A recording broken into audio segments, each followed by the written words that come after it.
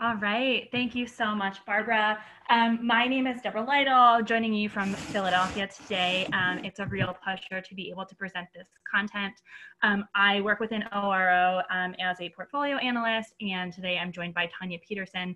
She works in the CPO immediate office as a, informally we'll call her the data guru. You know, I know you've heard lots about the Portfolio Navigator before. Tanya Peterson has done tremendous work in bringing this project to life and ushering through and making it a phenomenal tool. I just want to thank Tanya and also Brian Mitter for their fantastic work on this particular dashboard that's brand new that we're going to show you today. They just have tremendous technical skills, and I'll admit they also showed a lot of hustle in developing this particular piece and making sure that it got out to you now so that you can use this great tool through the heavy season that we are approaching for VISTA recruitment. Today, what we're going to be doing is talking about the new VISTA recruitment dashboard in particular.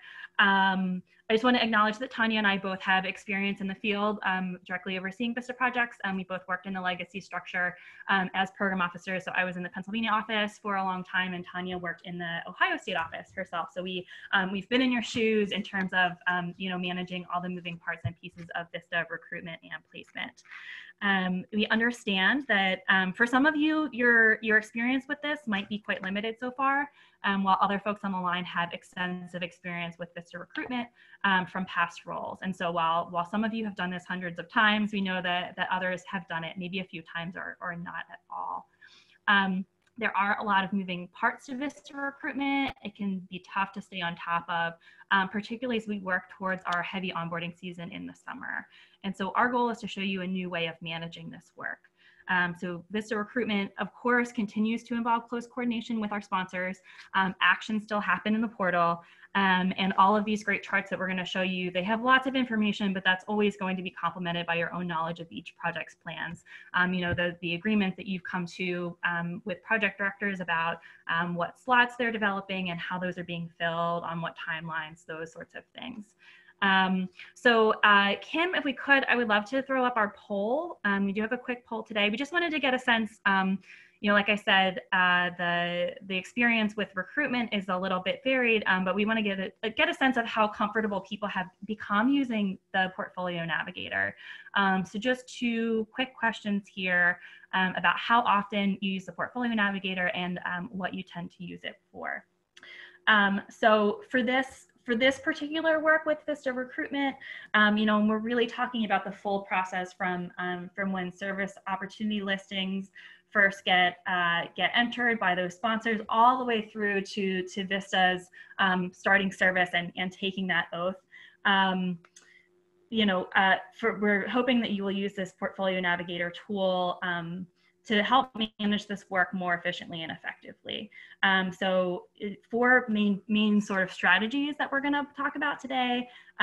This VISTA recruitment dashboard is gonna help you identify actions that apply directly to you.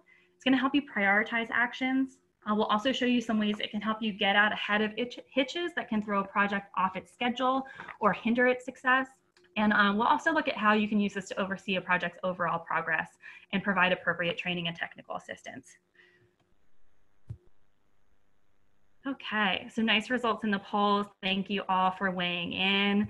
It looks like we've got a good mix of folks sort of like starting to use this and getting a little bit more familiar with it. Lots of people using it. Oh wow, for reports and processing actions, and also a little bit of other actions here or there. So thank you so much for weighing in. One other thing that I want to acknowledge today is that we have a lot of content to cover. There are just so many details and moving parts related to recruitment and placement. We're going to try to focus specifically on the Navigator as a tool because we've got so much new information. So we won't be able to really get into the nitty-gritty of some of the things behind that in terms of your processes and policies governing all of this sort of stuff. And since you've got, since some folks have some limited experience, I'll just say that if you have trouble keeping up with us at some point, just know that you aren't alone, and we will have the recording of this session. So you will always be welcome to sort of come back and revisit this once you've got a little bit more under your belt and are more familiar with some of those details. All right, so with that, I'm going to pass it over to Tanya for an overview, and she'll just walk us through some of the Navigator basics. Great, thanks, Deborah. So before I start, I just want to really quickly reiterate Deborah's thank you to Brian Mitterer for his work on this. He's Vista's data analyst, and he did the bulk of the query writing for the dashboards we'll show today. So while he's not helping to present the work, he's really one of the big masterminds behind it. So thank you, Brian. Before we get into the VISTA recruitment dashboard specifically, we wanted to take a step back and give a brief overview of the larger Portfolio Navigator. We can see here that there's at least a few people that haven't really gotten a handle on it yet, or that don't use it too often. And so we'd like people to start using it more and more frequently. And part of that is on us to tell you about it. So the Navigator is a series of dashboards that provide real-time information for managing your portfolio. There's a group of CNCS staff from ORO and OFL and the programs and OIT that have been working together since August to identify what types of information and visualizations are most critical for managing portfolios, and then actually building those into these Navigator dashboards for you. The Navigator is built in MicroStrategy, which is one of the many systems that our agency uses to track information. And I know that people are sometimes unsure how the information they see in MicroStrategy relates to the information in our other systems. So real quick, the way it works is that our agency stores our data in what we call the data warehouse. And there are some systems like eGrants and the portal that funnel information into the data warehouse. And then there are other systems like Discover and MicroStrategy that only exist to pull information out of the data warehouse and help us to display it and visualize it. And that happens in pretty close to real time, which is why we're able to say that most of our dashboard content is real-time information. So I'm going to be showing you the Navigator in MicroStrategy, but before I do that, I want to go ahead and share my screen here. And let me pull this up. Okay. And show you what the structure of the Navigator looks like. So to keep our dashboards organized, we broke them out into 4 what we're calling modules. There's the aggregate module of dashboards, which has all of our dashboards that share information for multiple programs at a time. So if we have a chart that has information for VISTA, Senior Core, and State and National, it's going to be in our aggregate module. And then we've also got 4 or 3 modules that have program-specific information. So we've got 1 module each for Senior Core, State and National, and VISTA. We started out just building the aggregate and Senior Core modules, which is why you can see that there's a lot of action over here. But we've also ended up building some of our VISTA dashboards sooner than we anticipated, just because they're information that we know is important for people to have access to. So below each module, you can see that the dashboards that we are either planning to launch or have already launched. I saw that a few of you have reported using the reporting dashboard and the award management dashboard. The dashboards that we've already launched are filled in with orange, and they've got that dark blue outline. And then you can see that we've got some dashboards that have these dotted outlines. Those are the dashboards that we've developed and are in testing, and we actually hope to launch within the next week or 2. And then we've got some other dashboards that are in this very light blue here that we expect to launch down the road. So that's the general structure here. Now the purpose of today's demonstration is to demonstrate the VISTA recruitment dashboard, which is this dashboard right over here at the bottom right. So I'm going to close out of my structure here now, and I'm going to take you directly into MicroStrategy for a live demonstration. If you haven't used the Navigator before, one of the first things to know is that it works best in Chrome. So I've pulled up Chrome, my Chrome browser here, and I'm now going to access MicroStrategy from our agency's homepage. To do that, you go to the Applications dropdown, and you scroll down until you find MicroStrategy, and you just click into that here. Now, I've got MicroStrategy bookmarked in my browser, and I recommend that you do that too. But that's a quick and easy way to get to it if you haven't done that. Once I enter MicroStrategy, I've got a whole series of projects here that are options for me, and I'm going to go ahead and pick the Portfolio Navigator. Now, I want to enter dashboards that are available to everybody across the agency, and so I'm going to go into Shared Reports, which is basically just my way of saying I want to access reports that are shared by everybody rather than reports that I might have built myself. And once I do that, I come to a screen that shows the 4 modules that I showed you earlier, plus a few others that I can see because of the specific privileges I have. But if you're having a hard time figuring out like where a chart is, like you know the chart is in the Navigator somewhere, but you can't remember where, the best thing to do is enter our Portfolio Navigator chart index that's down here at the bottom. This index has a list of all of our dashboards that are currently live and descriptions of each of the charts that are in those dashboards. And so if you remember the structure I showed you a minute ago, you'll see that we've got the aggregate module, and then we've got 3 dashboards that are already live within that module. And then we've got our senior core module with another 3 dashboards that are already live. And then we come down to the VISTA module, which is what we're going to be looking at today. And we see that we've got the VISTA recruitment dashboard here. And this is actually a direct link to that dashboard, so I'm going to go ahead and click into that dashboard now.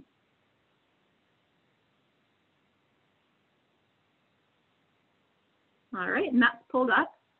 And so, the goal for this dashboard, for VISTA recruitment, is to streamline CSTS's role in the VISTA recruitment process.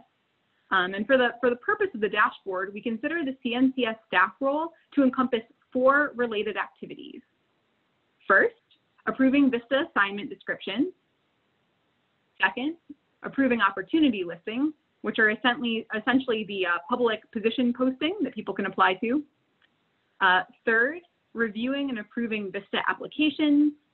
And fourth, placing candidates for service.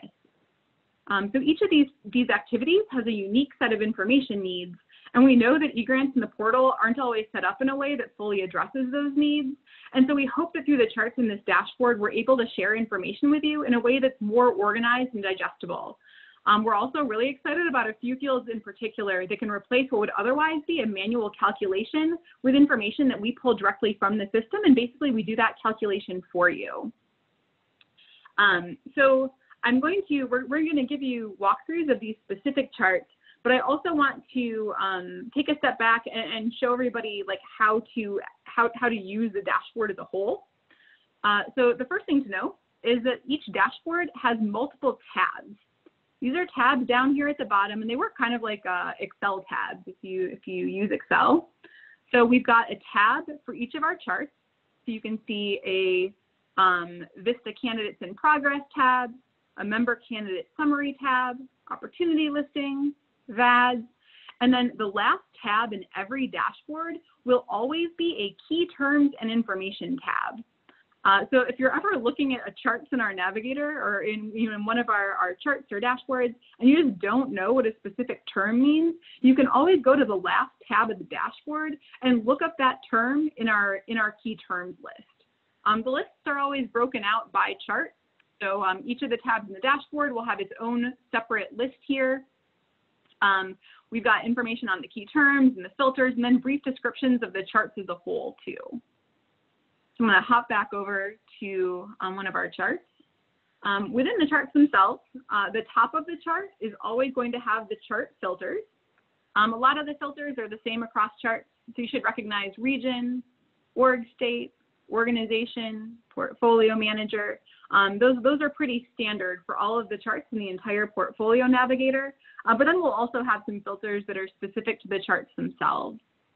You can use the region chart to filter to all of the projects or applications or candidates that are associated with states in your region.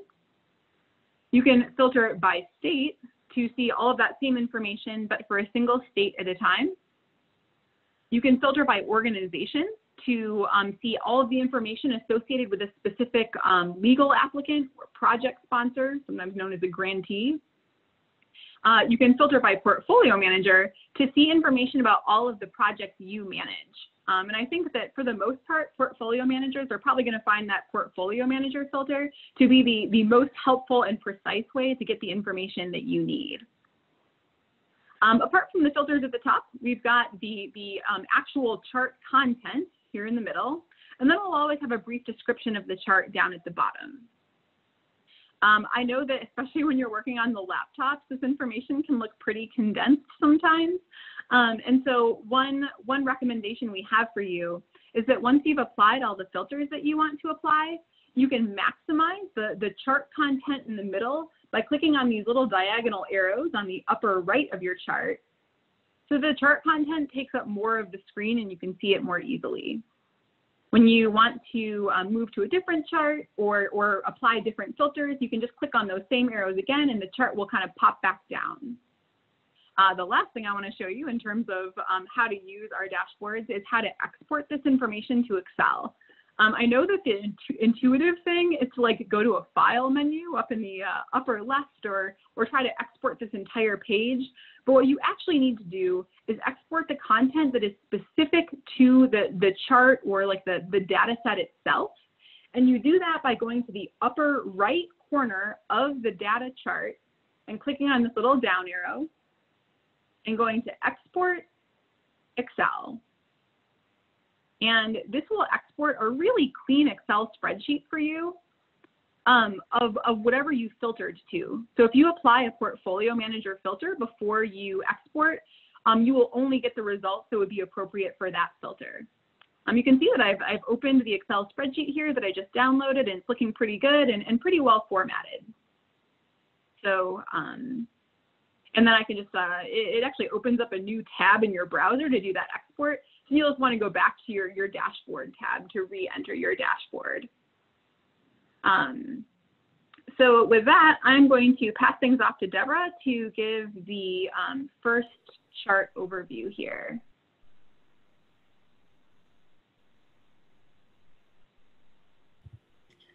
Perfect. Thank you so much, Tanya.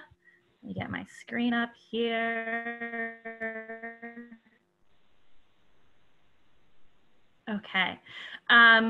So we're going to walk you through this, you know, not so much as the charts are laid out, but talk about the sequence and the process of how, you know, the way things happen when we're in VISTA recruitment season. And so I'm actually going to start by talking about service opportunity listings. So we have a dedicated tab for this. If we go down here, this is our third tab here. Oh, I've got to pop back in. Sorry. Cue things up a little bit too early, but here's your refresher. Go into the VISTA module, VISTA recruitment. Okay, so the opportunity listings is really where we get the ball rolling in terms of gathering applicants.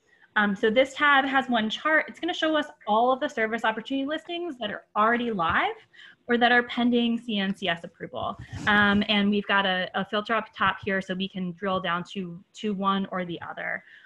So, you know, the first thing to think about is that this chart can help you identify your tasks and your workflow.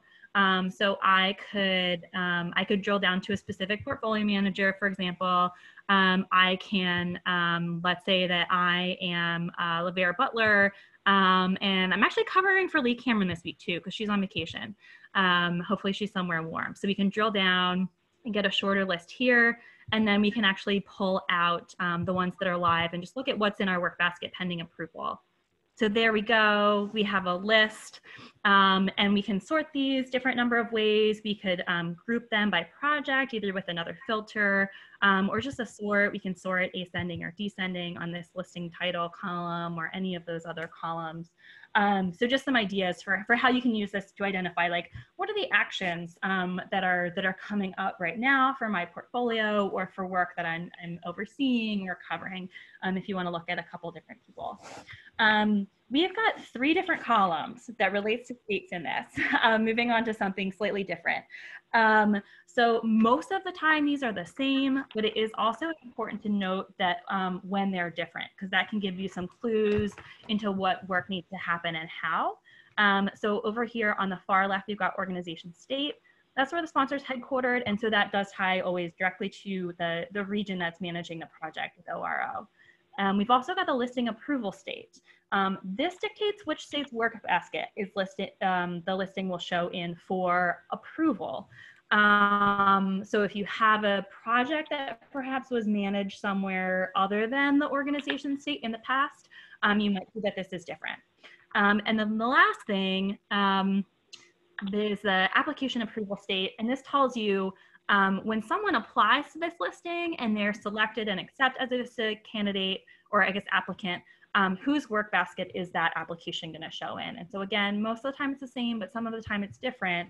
And just seeing this information in the chart can clue you in just to some things that you should be aware of. So I'm not going to dive super deep on that or any deeper at all, let's say, but just something to be aware of. This can understand when items will come into your work basket in the portal and when or why some of them don't. And you can find a little bit more information about those fields in the key terms and information tab. Another thing to look for when you're sort of skimming the list and trying to identify, you know, like what's the work that's on my plate right now, is digging into like, are there listings that should be on this list but aren't? And so if something comes up or doesn't come up in that particular sense, you know, maybe something to dig into. You might want to check into this with a sponsor, see if they forgot to submit something or resubmit something that was sent back. Another thing that could be is that that perhaps the start date is still out in the future, and maybe you want to rein that back in. The third thing that I want to bring to your attention is that this chart can help identify some blockers. And so I'm going to unfilter this so we can see a little bit more information.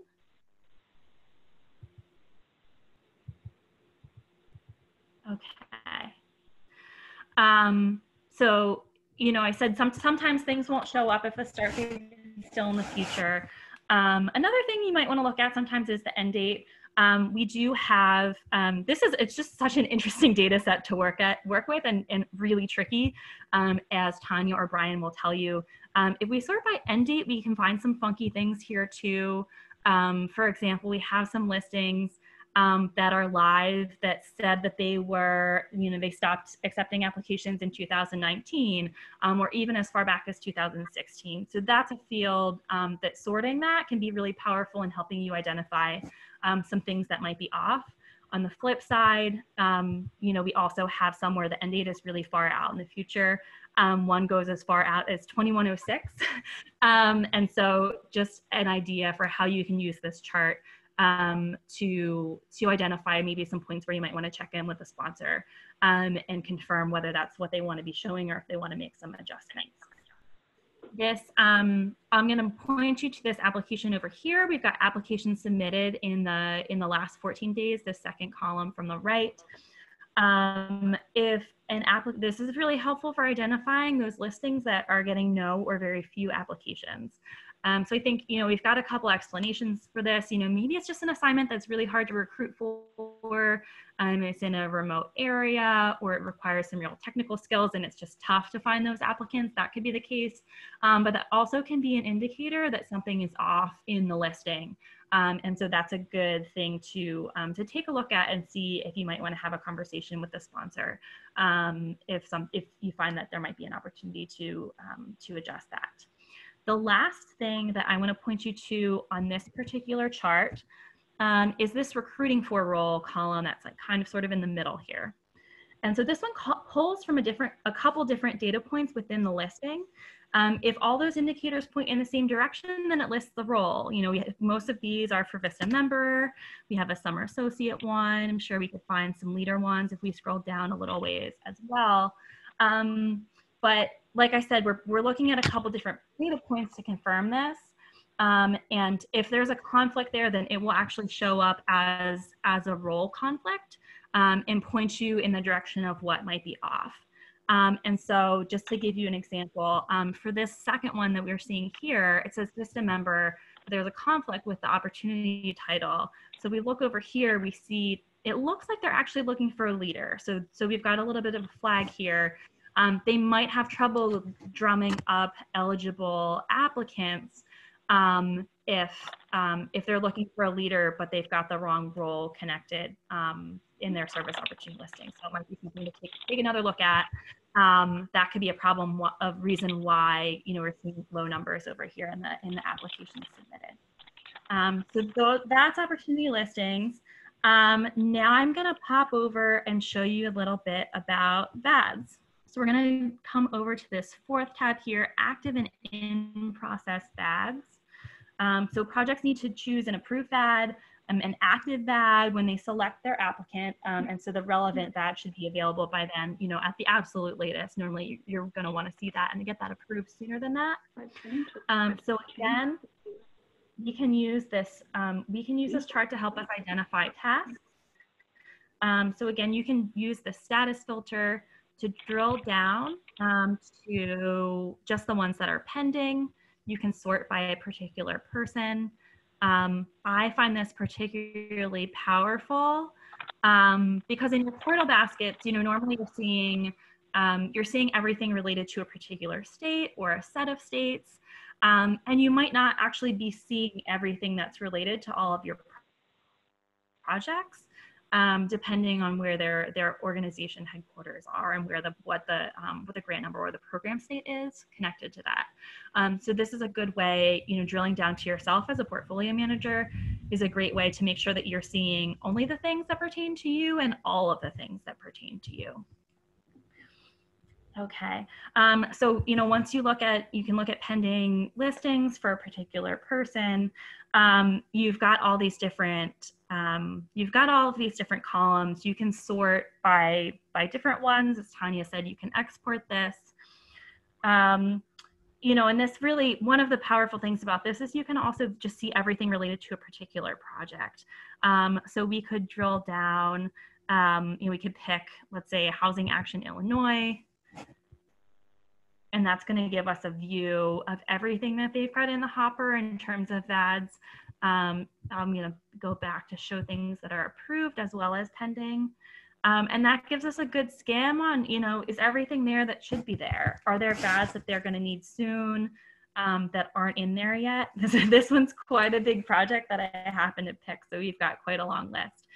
Are there any VADs that perhaps expired that need to be re-entered?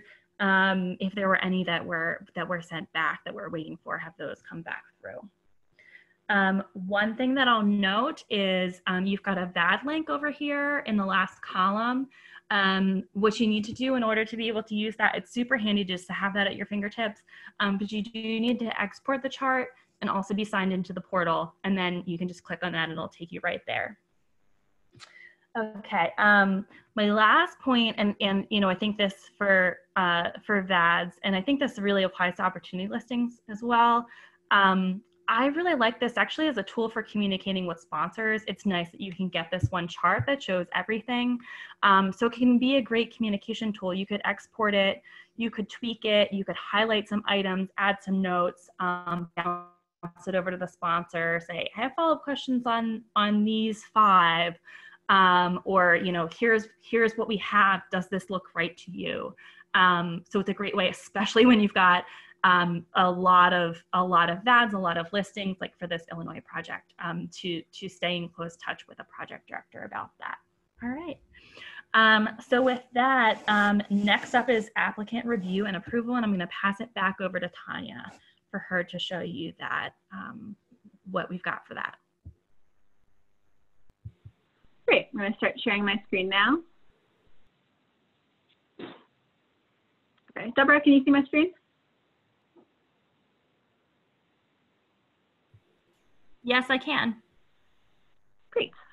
Okay, so Deborah showed you the opportunity listings and active and in-process VADs tabs here. And now I'm going to hop over and show you the VISTA Candidates in Progress tab.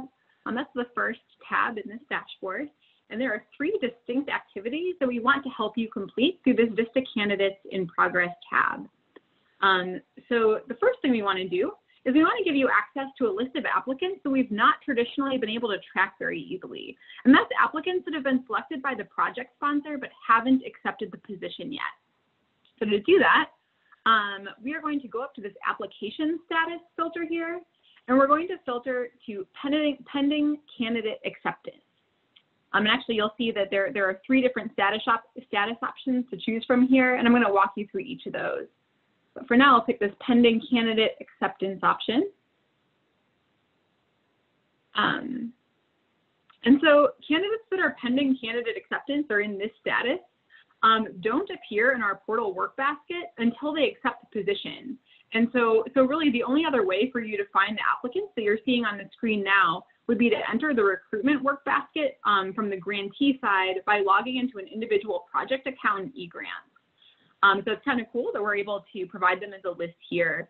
There's not too much that's required of us when applicants are in the pending candidate acceptance status, except that occasionally we may want to nudge a project sponsor to check in with an applicant to make sure that both the project and the applicant are clear, that the applicant can't just verbally accept a VISTA position. They actually have to go into the system and accept it there as well.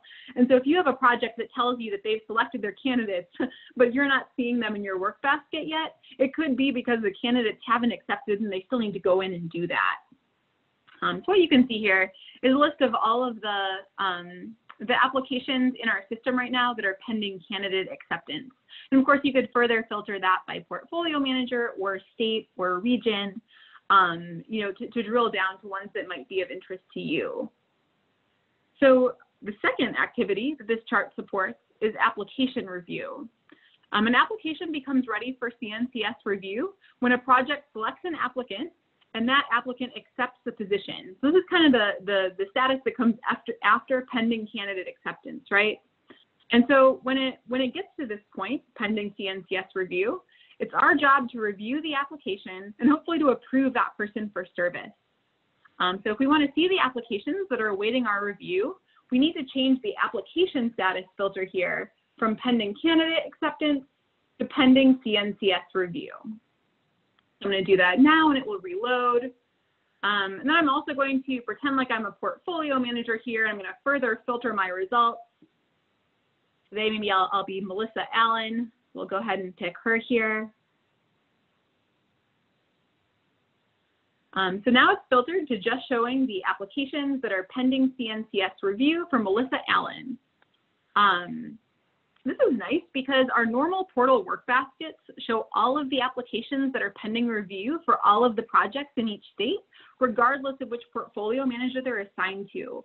And so I can use this navigator chart to see exactly how many applications are waiting on me, like me specifically as the portfolio manager. There's a lot of information that's in this chart, and I'm not going to go over all of it, but I think there are 3 pieces of information in the chart that are particularly helpful for application review. These are the social security status column, the citizenship status column, and the criminal history column. So in addition to making sure that an applicant is appropriate for a VISTA position by looking at their resume and their experience and their references, we also need to make sure that each person's social security and citizenship status clear before we approve them, and also that if they've disclosed a criminal history, we've gotten that cleared as well. And that's really the purpose of these 3 columns. So the criminal history column, it just provides a quick look at, has this person disclosed a criminal history in their application? Yes or no?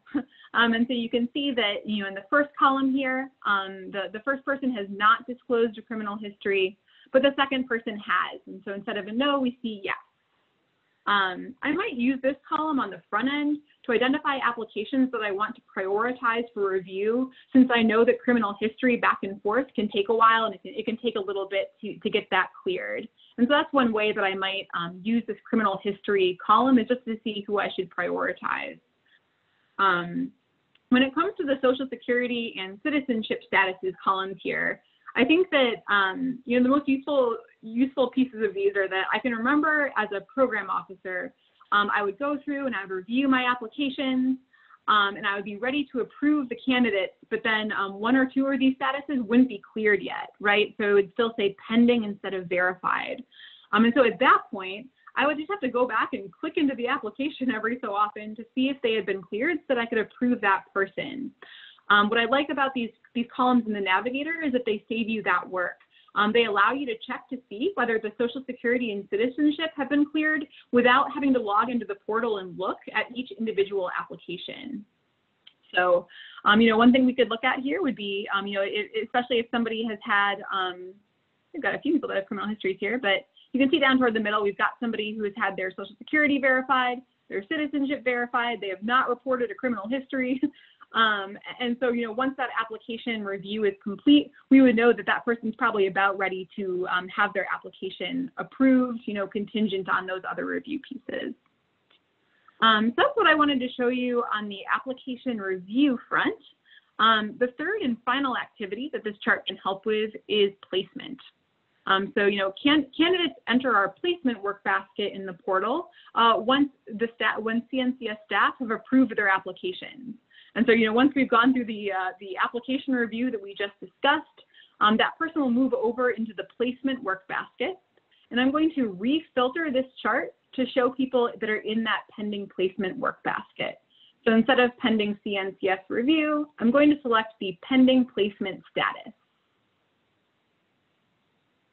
Going to continue pretending I'm Melissa Allen here.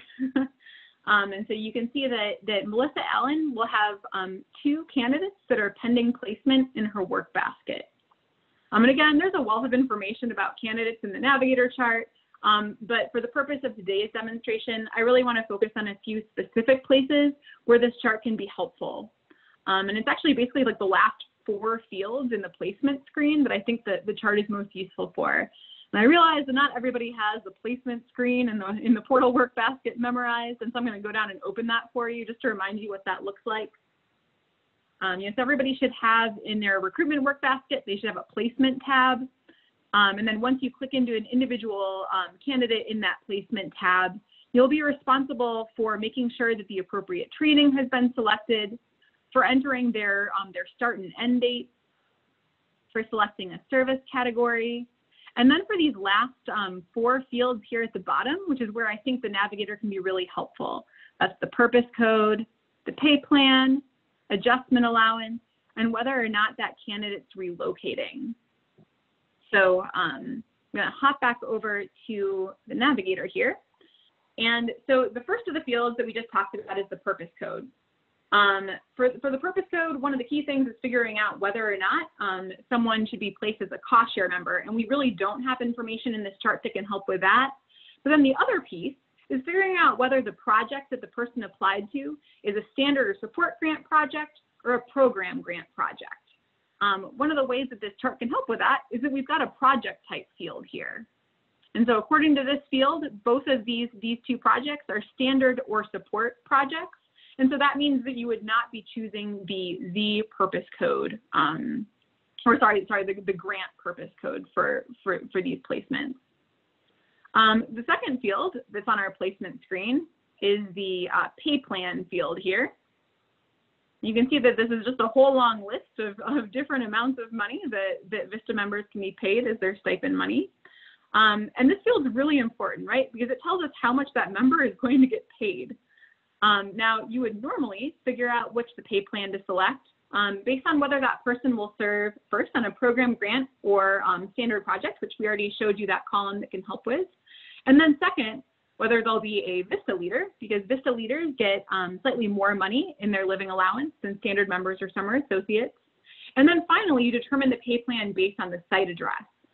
The cool thing about the Navigator is that we've got a pay plan field here. I'm going to scroll over a little bit so it's more toward the middle of my screen. It's called Suggested Pay Tier. And this basically does a lot of that work for you. And in fact, our VISTA data expert, Brian Mitterer, tells us that this is probably more accurate than having staff try to populate it using those other criteria. This field takes into account whether the person is applying to a standard or a program grant project, whether their service role is VISTA member, VISTA leader, or summer associate. And then finally, it looks at their site address, which is like one of the ways that you have to figure out which county they'd be in and therefore what their pay tier would be. And then based on that information, it comes up with a suggested pay tier for you to use to populate that column in the placement screen. So the last two fields in our placement screen here in the portal are the adjustment allowance and whether or not the person's relocating. And so hopping back over to the Navigator here, there are two columns in the Navigator that can help you make that decision too. The columns are miles to site as crow flies, and then a yes/no indicator for relocation eligible. So, as we know, VISTA provides financial support to candidates that are not summer associates and that are relocating at least 50 miles to serve. The usual process for figuring out whether someone's relocating is to open Google Maps and enter the candidate's permanent address and their site address to see whether they're at least 50 miles apart. So these two fields in the Navigator can really do that work for you. The miles to site as crow flies is basically a calculation of the number of miles as the crow flies, so drawing a straight line, between the candidate's permanent address and their assigned VISTA site. In a few occasions, for example, if somebody doesn't have a site address assigned, the field is blank, but for the most part, it's populated. And so we can see in this first one here that the miles to site as crow flies for this first candidate is 69 miles. For the second candidate, it's 4 miles. So the next column can just kind of further help you figure out whether this person is eligible for relocation assistance. And what we see is that for the first person, it's saying that yes, this person is relocation eligible. That indicates that as the crow flies distance between the candidate's permanent address and VISTA site is at least 50 miles. So any time that the miles as the crow flies is over 50, of course that person is going to be relocation eligible because it'd be possible to take a more direct route than as the crow flies, right? So here we could say that we could very comfortably just decide that this person's relocation eligible without having to go into Google Maps and doing that calculation. Now for the second person down here, you can see that as the crow flies distance is only 4 miles. And so we can pretty safely assume that that person is not relocation eligible. And we can go ahead and put no without really having to go into Google Maps to do that Google check for us.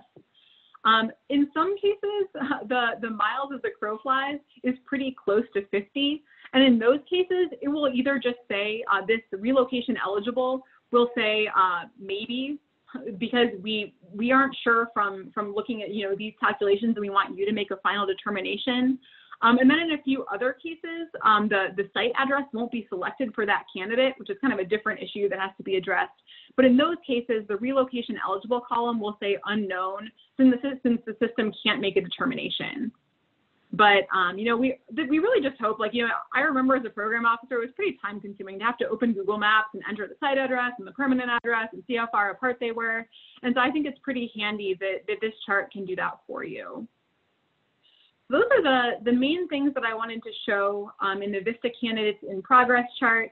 Again, just as a recap, we hope that this can help you identify people that still need to accept their positions, that it can help you with your application review and figuring out when someone's ready for approval, and then finally with your placement reviews too. So with that, I'm going to pass it back to Deborah. Thanks so much, Tanya. All right, so we're coming into the home stretch here. Let's get back over to my screen. Great. So what I want to show you is really looking more at monitoring overall progress. And getting the bigger picture. And so for that, really our best tab is that second one here, this member candidate summary. Okay, this is gonna load.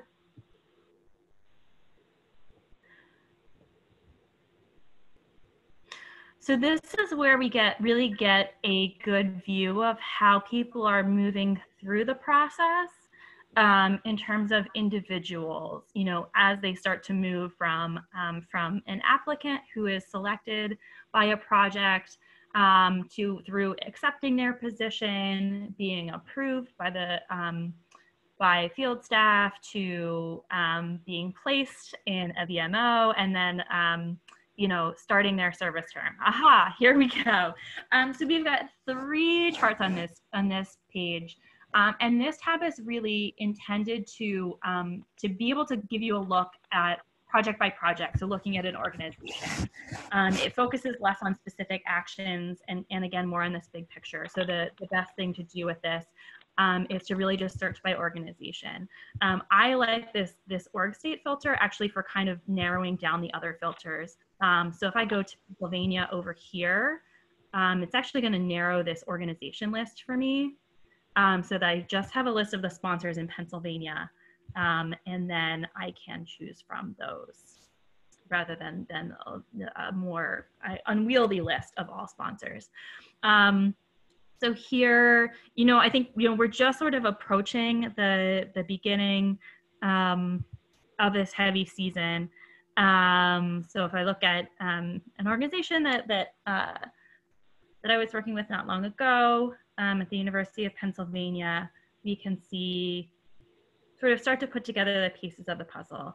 So you can see that we've got, you know, a number of VISTA members. I think they've probably got about 30 on board. They do not have anyone who's placed at the moment. So this would be, you know, someone who's been placed but hasn't started their service term yet. They do have one person who's selected, so that's pretty exciting. And this person is currently pending CNCS review, so she would be in the work basket for Pennsylvania. So, you know, especially, you know, we're looking at the calendar, we're mid-April here. You know, I would expect to see perhaps the number of service opportunity listings and fresh VADs, so that they start getting more people in this pipeline, because I know off the top of my head, and also deep in my heart, that they want to have a lot of people start this summer, and they've been approved for a number of positions. So this can sort of help you see how folks move through this process. You know, get this sense of, you know, where are they trying to be, where are they trying to get to, in terms of the number of slots that they want to fill. And, you know, where are they along the path to getting there? And so this can help you see what that looks like. So, I mean, I'll say a couple of my favorite things about this in particular is it actually it's pretty difficult in, I'm going to go back out to all states and all sponsors. It's hard to keep track of who is signed up for which VMO, and it's actually a little bit easy for that. The placement screen can be a little glitchy, and I know I always used to like to double check, but that meant running like report by report for each VMO a list of who was enrolled, whereas this gives us a better sense. It can show us one big list of everyone who's enrolled across all the VMOs, anyone who's placed right now.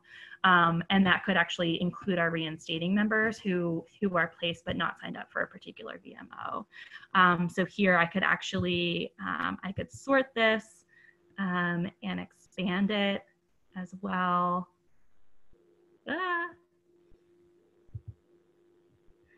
Okay, and here I've got a list. I can confirm all of these people are signed up for May.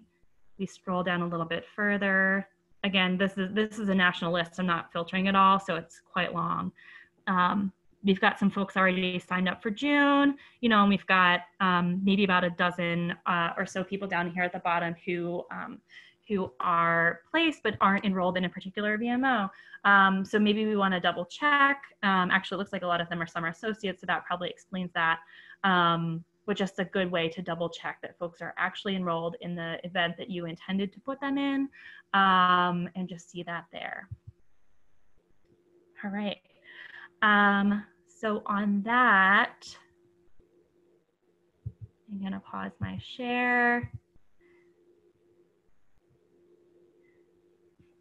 and pop back out. So I think that's the end of the content that we have today. I know we've got, I think, a pretty small amount of time for questions, if there are any. And so let's see what there are, but I'll just say now, if you've got questions or anything that you want to clarify later on, especially as you start to play with this a little bit and look at your projects and who you're managing and what sorts of things you're seeing in here, we're available on an ongoing basis. So I think Jira is your best place for questions, especially for the navigators in there. So you can route a question to Navigator. And of course, if there are things more on the VISTA side, you can bounce things to VISTA over there as well.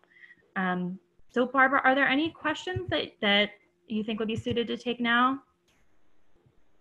Sure, yeah. Hey, Deborah, thank you so much. There actually haven't been any Navigator specific questions that came in the chat while you and Tanya were presenting. I do think, we just have a few minutes left. If there's a big question that someone's been holding on to, if you want to type it in, we may have time to do that. But as you said, I think the best advice really is for folks to turn anything that comes up for them into Jira, so that we can all kind of see how that's working for folks and what questions are come up. So yeah, I think at this point we don't really have any questions for folks. We can transition to our closing comments if that's okay. That sounds great. Okay.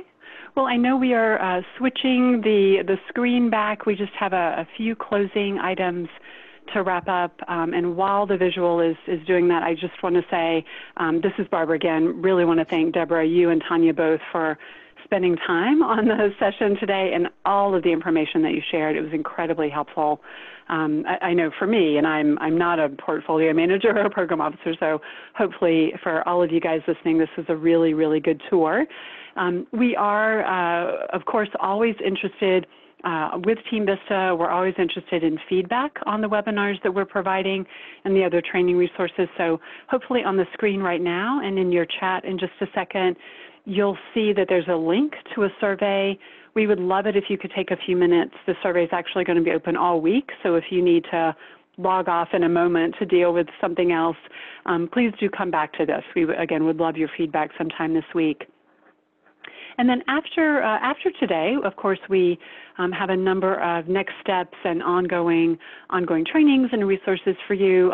As Deborah just mentioned, and I seconded, definitely please reach out with any questions about the Navigator and really anything VISTA related at all in Jira. We are, constantly perusing there and wanting to pull information and be supportive and helpful for you guys. So Jira is a great place to go. As we mentioned, we will post the recording of today's presentation in Litmus.